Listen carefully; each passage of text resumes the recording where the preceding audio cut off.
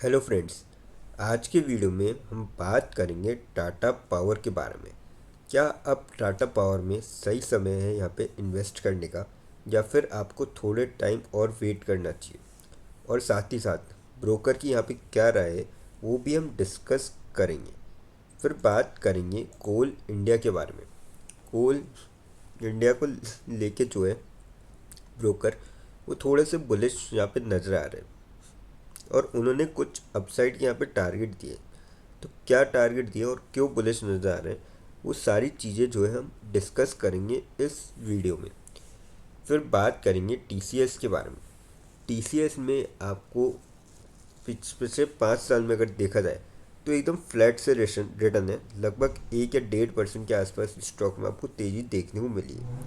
तो अब क्या संभावना बन रही है, क्या आपको यहाँ सब तेज़ी का दौर देखने को मिलेगा?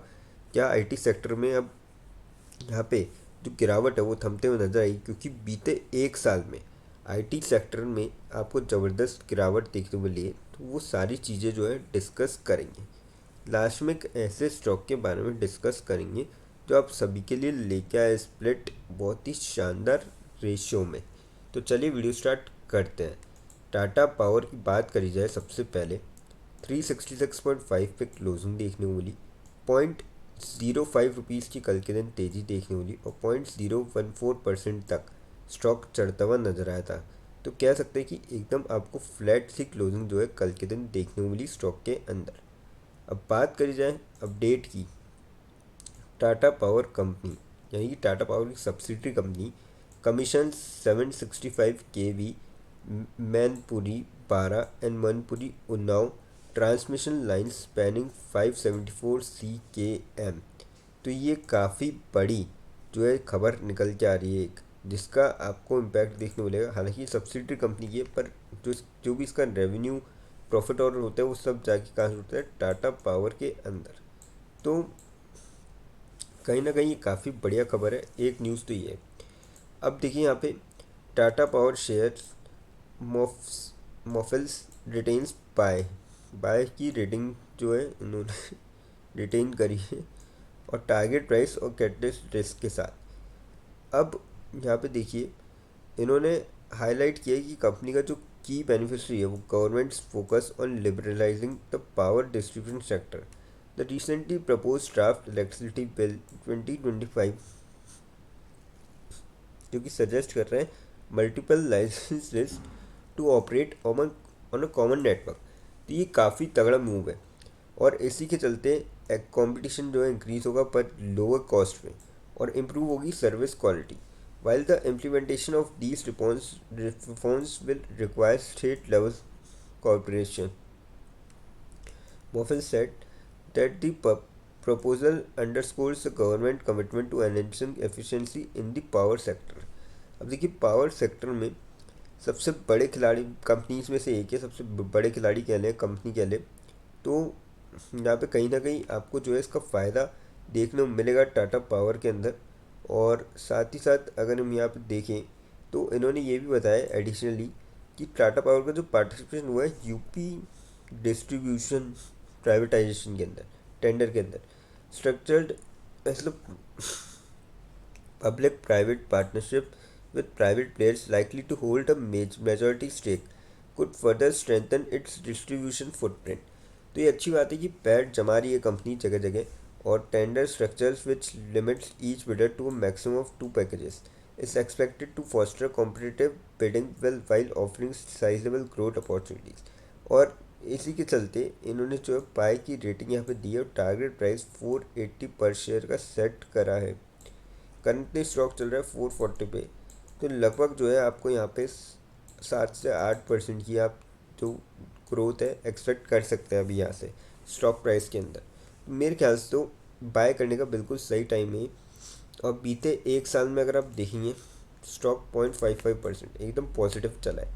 तो कहीं ना कहीं आपको जो है आने वाले टाइम में इसमें तेज़ी का दौर देखने को मिल सकता है। 366 पे स्टॉक है, तो आप समझे कि माफ़ कीजिए 366 है, तो समझे 480 का जो उन्होंने टारगेट दिया है, ₹125 की लगभग यहाँ पे तेज़ी बन सकती है, जो कि यहाँ पे लगभग लगभग 30% के आसपास है। तो मेरे ख्याल से तो आप जो है इस स्टॉक को ले सकते हैं लॉन्ग टर्म के पॉइंट ऑफ व्यू से। अब आपको यहाँ पे तेज़ी का दौर बनते हुए नज़र आ सकता है। कोल इंडिया के बारे में बात करी जाए, 440 पे क्लोजिंग देखने को मिली, 15.75 रुपीज़ की गिरावट देखने को मिली और 3.5% तक कल के दिन गिरता हुआ नजर आया था।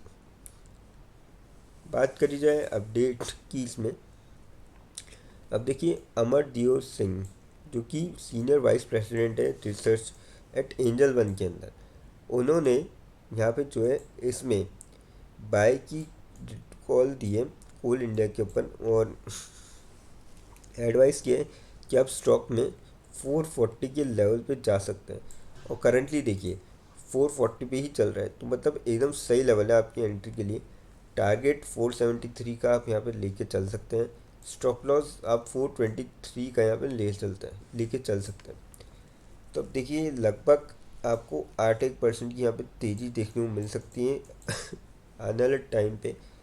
और लगभग 3.5-4% के आसपास का स्टॉप लॉस यहाँ पे प्लेस करने को बोला है अमरदीप सिंह ने। तो ये मुझे लगता है कि तेज़ी का दौर जल्दी आपको कोल इंडिया में जो है बनते हुए नज़र आएगा। और साथ ही साथ पीएमओ की तरफ से एक ऑर्डर भी आया था, आप सभी को ध्यान हो तो, कि इनको इनकी सारी सब्सिडरी कंपनीज है अगले 2-3 साल के अंदर मार्केट के अंदर लिस्ट करवानी है। जिसमें से एक भारत कोकिंग कोल तो लिस्ट हो गई थी, काफ़ी तगड़े रिटर्न थे, ऑलमोस्ट वो वहाँ पे डबल हो गया था आईपीओ का प्राइस। और अब जो है मार्च में एक तो कंपनीज का और आईपीओ लेके आ रहा है, कोल इंडिया की सब्सिडरी कंपनी वो आईपीओ लेके आ रही है। तो कहीं ना कहीं आप इस स्टॉक में बन सकते हैं लॉन्ग टर्म के पॉइंट ऑफ व्यू से। अब बात करते हैं टीसीएस के बारे में। 3129 पे क्लोजिंग देखने को मिली थी आपको कल के दिन। 15.4 रुपीज़ की गिरावट देखने को मिली थी और 0.5% तक स्टॉक गिरता हुआ नजर आया था। 5 दिन में लगभग 2% की negative return, year to date जाएंगे 3% की नेगेटिव रिटर्न। और अगर 5 साल में रिटर्न देखेंगे यहाँ पे 0.57% के पॉजिटिव रिटर्न, कुछ भी मतलब कुछ खास नहीं है। एकदम आपको सीधी चाल देखने को मिली है स्टॉक के अंदर बीते 5 सालों के अंदर। हालांकि इस बीच उतार चढ़ाव काफ़ी हुए हैं, पर फिर भी स्टॉक में कुछ खास मज़ेदार रिटर्न नहीं है।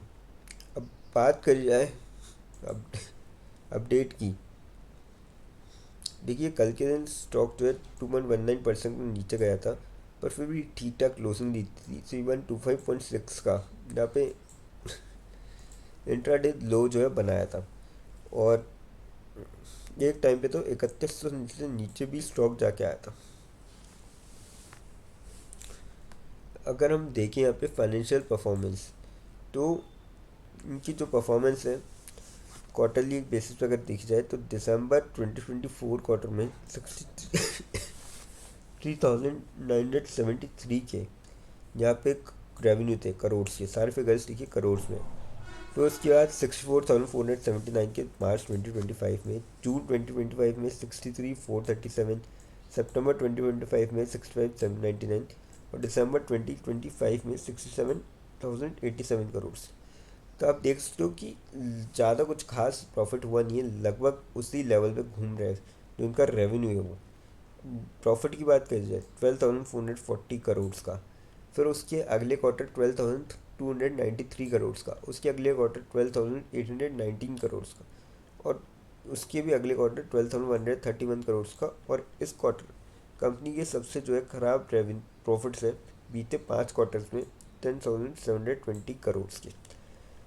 तो कहीं ना कहीं मुझे लगता है कि अभी पास में डीले भी हुई है, तो उसका आपको आने वाले क्वार्टर में काफ़ी अच्छा इम्पैक्ट देखने को मिलेगा। तो मैं ये कहूँगा कि जो भी यहाँ से भी लॉन्ग टर्म का पॉइंट ऑफ व्यू, अगर आप यहाँ से 5 मैक्स देखेंगे तो 2.5-4% की बेहतरीन रिटर्न है। तो जो भी यहाँ पे लॉन्ग टर्म का पॉइंट ऑफ व्यू पकड़ के चल रहा है उसको यहाँ पे बाय करके चलना चाहिए स्टॉक को। देखिए कंपनी ब्लू चिप है, फंडामेंटली काफ़ी स्ट्रॉन्ग है, लगभग हर क्वार्टर डिविडेंड भी देती है। और कहीं ना कहीं एक टाइम पीरियड की बात होती है कि टाइम पीरियड जल्दी निकलता हुआ नज़र आएगा और आपको जो है इसमें वापस से तेज़ी बनती हुई नजर आएगी। तो आप इस गिरावट का जो है बीते 1 साल में इसका फ़ायदा उठा सकते हैं।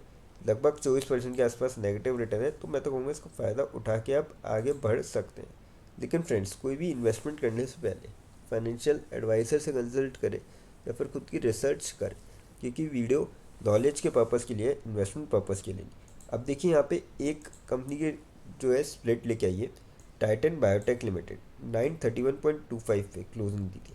19.1 रुपीज़ की गिरावट देखने मिली थी और 2.01% तक गिरता हुआ नजर आया था।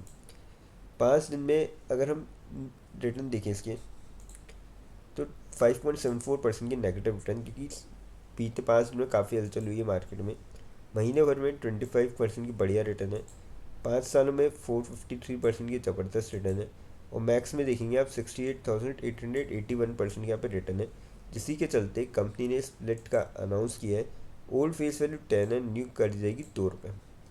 तो यहाँ पे एक शेयर के बदले 5 शेयर मिलते हुए नजर आएंगे, जिसके लिए कंपनी ने एक्स स्प्लिट डेट रखी 25 फरवरी 2026। तो जिसके भी डीमेट अकाउंट में इस डेट से पहले शेयर आते हैं, सभी स्प्लिट के लिए एलिजिबल होंगे।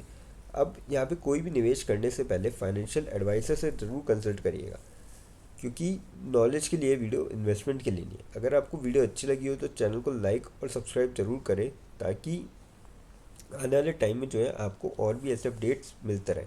थैंक यू दोस्तों।